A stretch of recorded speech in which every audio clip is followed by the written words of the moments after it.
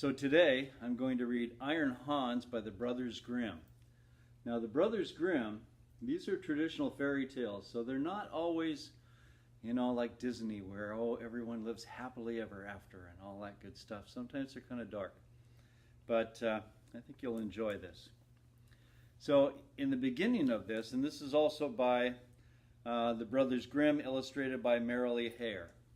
She's also the author or the illustrator who did The Weaving of a Dream, which I'll read to you soon. And in the inside it reads, "You have not stood the test.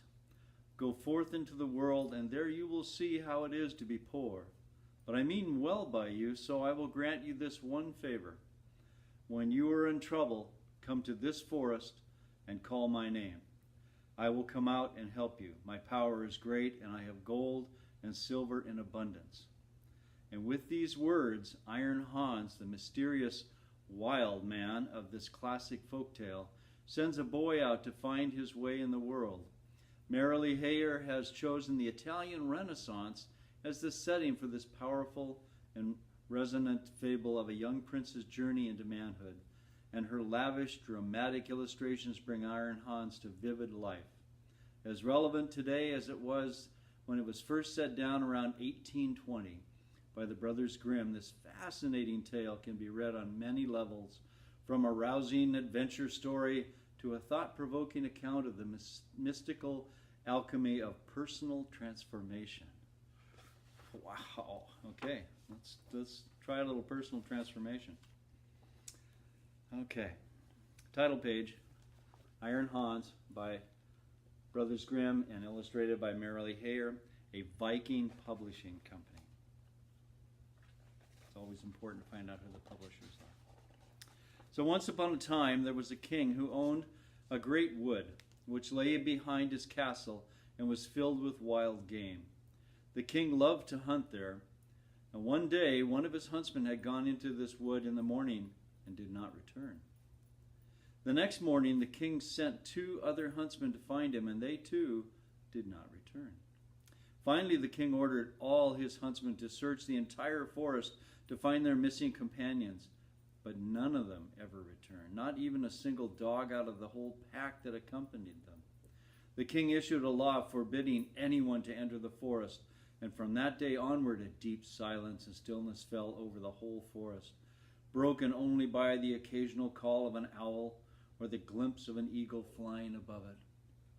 This went on for a long time, until one day a strange huntsman came before the king asking for an audience. He told the king that he was ready to go into the dangerous forest. The king would not at first give his consent, saying, "I am afraid you will fare no better than the others, and that you will never return." "I will dare the danger," the huntsman replied, "for I know nothing of fear." So it was that the huntsman entered the forest with his dog. In a few minutes the hound saw a wild animal and began to pursue it, but it had scarcely gone a few yards before it came to the edge of a deep pool, from which a naked arm stretched itself and, catching the dog, drew it down under the water.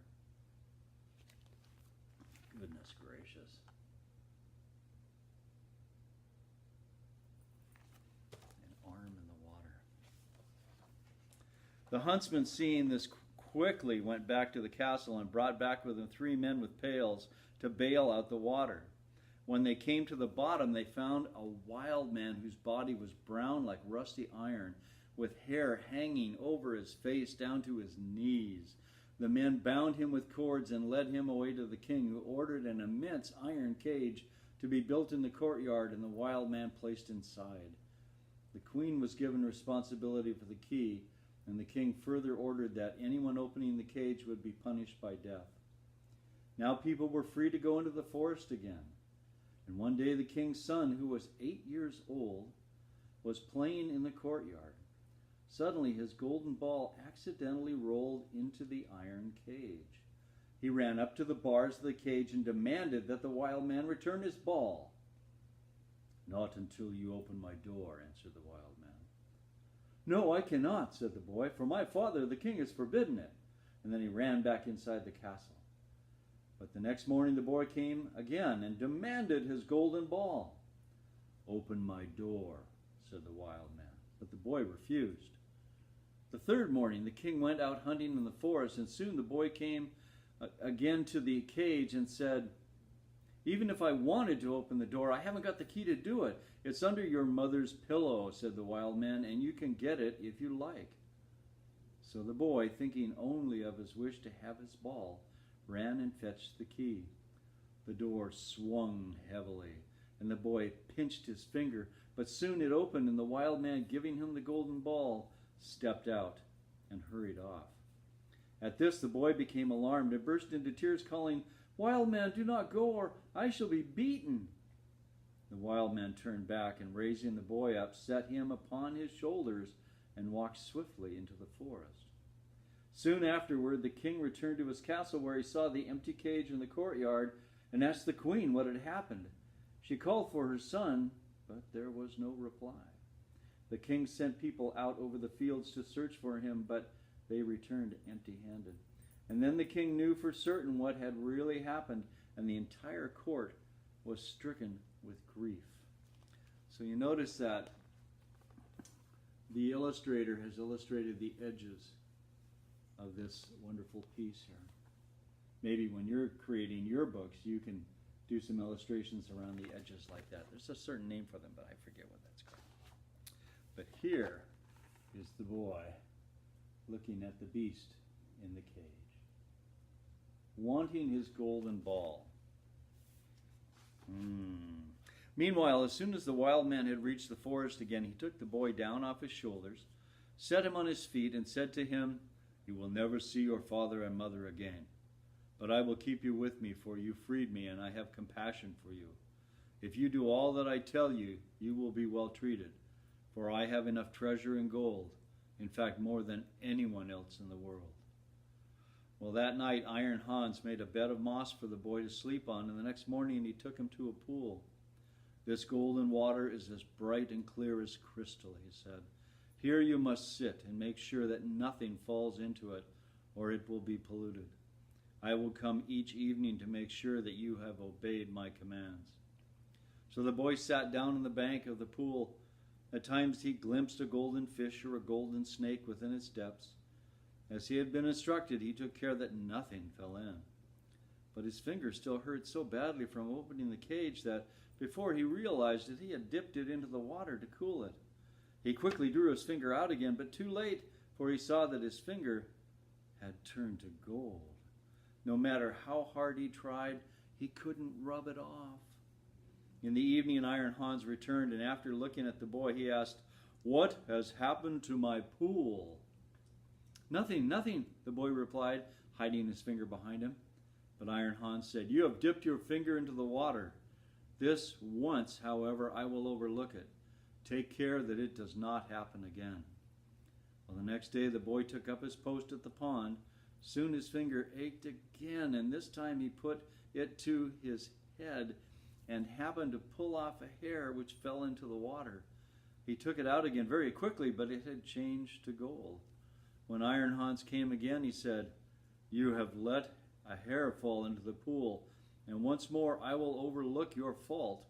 But if it happens again, the pool will be polluted, and you can no longer remain with me." Well, on the third morning, the boy sat by the pond, taking care not to move his finger despite the pain. The time passed so slowly that he began to look at his face reflected in the mirror of the waters.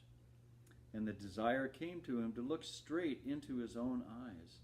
Closer and closer to the water he leaned, and suddenly his long hair fell down from his shoulders into the pool. Swiftly he straightened, but all of his hair on his head had turned to gold and shone like the sun itself.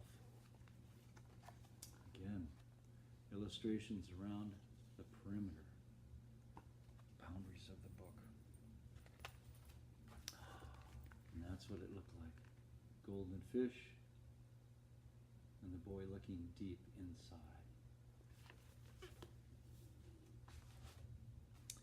Terrified, the boy quickly took out his handkerchief and wrapped his head so that his hair would be concealed from the wild man. But as soon as Iron Hans returned, he knew everything and said, "Untie your handkerchief." And then the boy's golden hair fell free upon his shoulders, and all his excuses were in vain.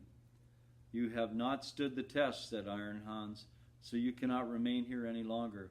Go forth into the world, and there you will see how it is to be poor. But there is no wickedness in your heart, and I mean well toward you. So I will grant you this one favor. When you are in trouble, come to this forest and call, 'Iron Hans!' I will come out and help you. My power is great, greater than you know, and I have gold and silver in abundance." So the king's son had to leave the forest, and he walked along beaten and unbeaten paths ever onward until he came at length to a large town. And there he sought work, but without success, for in his early years he had learned nothing which was of use. At last he went to the palace there and asked if they could take him in. The court servants knew of no vacancies he could fill, but because he seemed a likely lad, they allowed him to remain. Before too long, the cook took him into his service and told him he might fetch wood and water for the fire and sweep up the ashes. Well, one day, when no one else was at hand, the prince had to carry in a dish for the royal table, but because he would not allow his golden hair to be seen, he entered the room with his cap on his head. When the king saw him, he exclaimed, "If you come to the royal table, you must pull off your cap."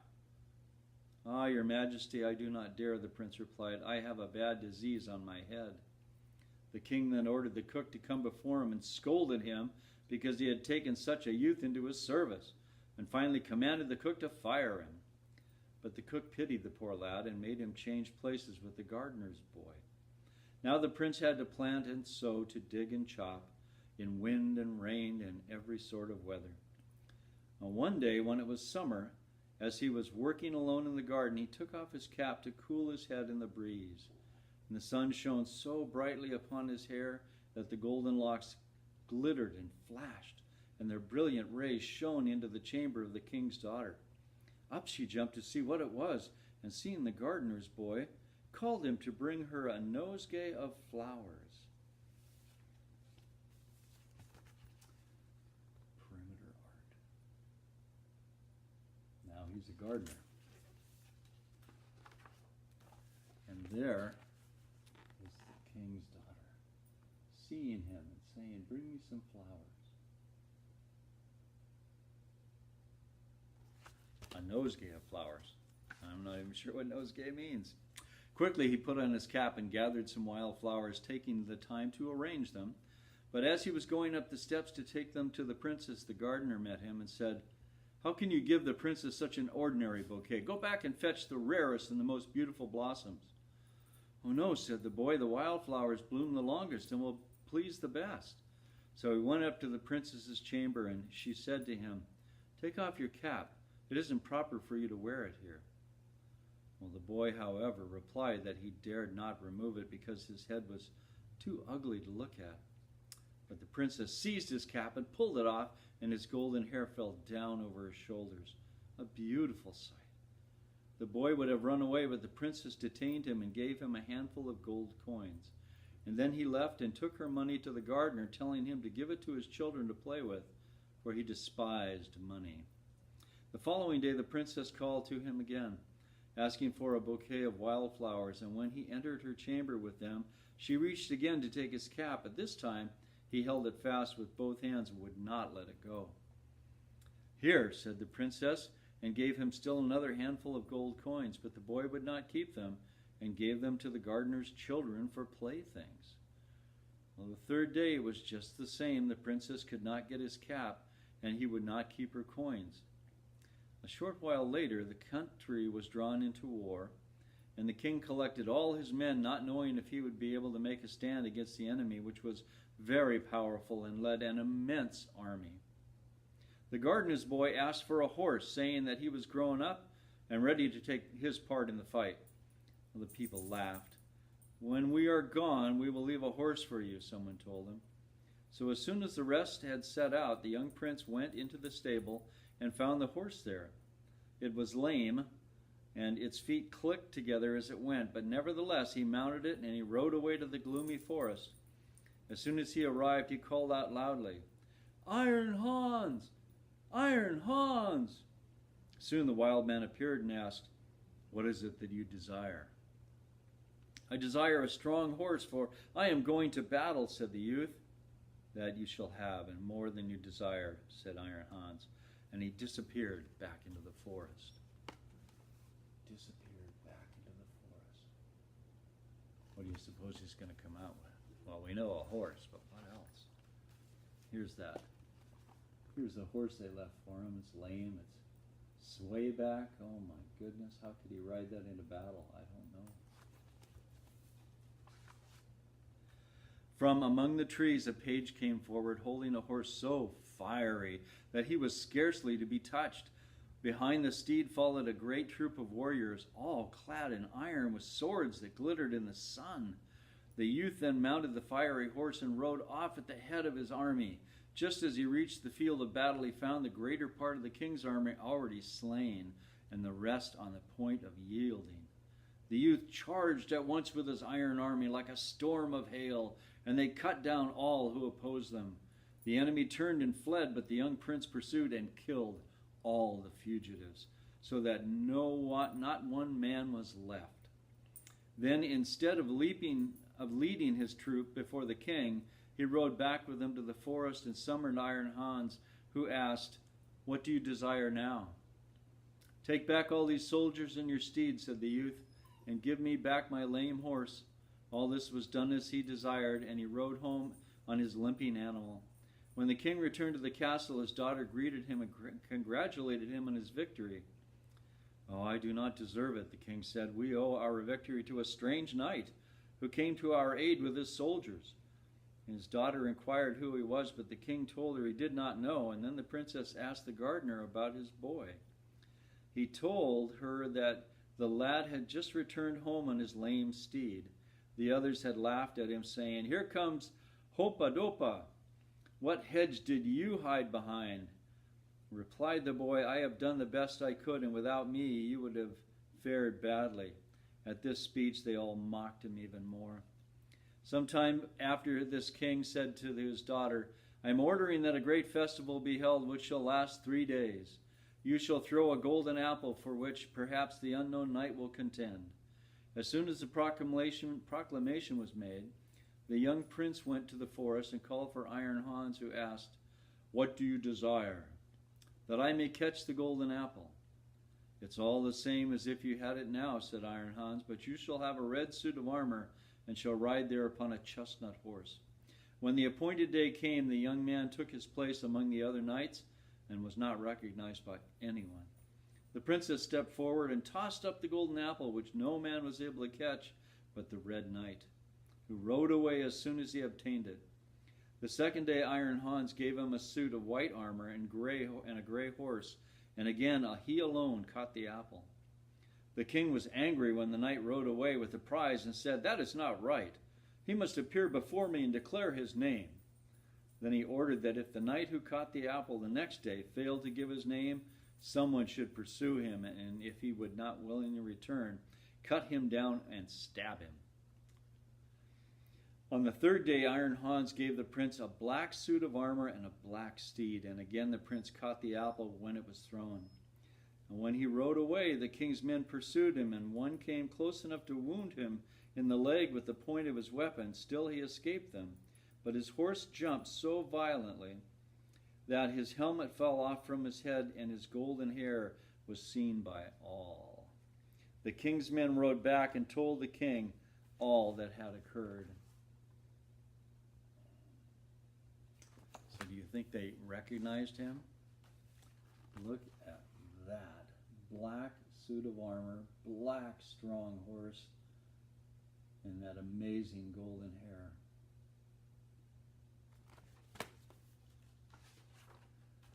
The next day the princess asked the gardener about his boy. "He is working in the garden," he answered. "The wonderful lad has been to the festival and just returned yesterday evening.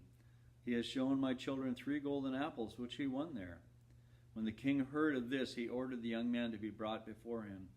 The prince appeared as usual with his cap on his head, but the princess went up to him and took it off, and then his golden hair fell down to his shoulders, and he looked so handsome that everyone was astonished. "Are you the knight who appeared each day at the festival, always in a different color, and won the 3 golden apples?" asked the king. Yes, the young man replied. Here they are. And he took the apples from his pocket and returned them to the king. If you desire further proof, I will show you the wound which your men gave me as I rode away. I am also, he continued, the knight who helped you to be victorious over your enemy. If you can do such deeds, said the king, you are no gardener's boy. Tell me, who is your father? My father is a mighty king. I have all the gold I desire and more than can ever be imagined. Truly, the king said, I am indebted to you. Can I do anything to show it? Yes, you can give me your daughter to be my wife, answered the young man. Well, the princess laughed and said, he doesn't make a short story long, but I saw long ago that he was no gardener's boy from his golden hair. So saying, she went and she kissed him. By and by the wedding was celebrated, and to it came the prince's father and mother, who had long ago given up their son for dead and had lost all hope in ever seeing him again. And while they all sat at the bridal feast, suddenly music was heard, and the doors opened to reveal a proud king entering, attended by a great retinue. He went up to the young prince and embraced him. I am Iron Hans, he said. An enchantment made me a wild man, but you have set me free. All the treasures which belong to me are now yours. All of the treasures that belong to me are now yours. Goodness gracious, look at everything going on in that picture. What a celebration. I think if you're watching this, you can probably pause it and look at the illustrations for a longer time. The end. So thank you for joining me for Iron Hans by the Brothers Grimm. We'll be doing other fairy tales and folk tales from around the world, and we have a lot of books to read. So you have a wonderful day. If it's your bedtime, have a wonderful night.